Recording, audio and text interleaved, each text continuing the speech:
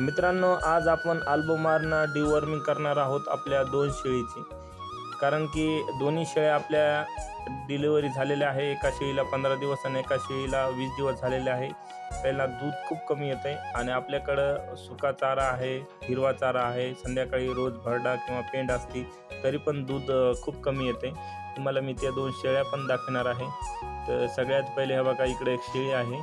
हिला डिलिव्हरी होऊन 15 दिवस झाले आणि आपलं सकाळ संध्याकाळ भरपूर चारा वगैरे असते, भरडा असते, पण दूध खूप कमी आहे. आणि दुसरी एक शेळी आहे, हे बघा, ही एक शेळी आहे. हिला 20 दिवस झाले आणि चारा पेंड भरपूर असून हिला पण दूध खूप कमी येते.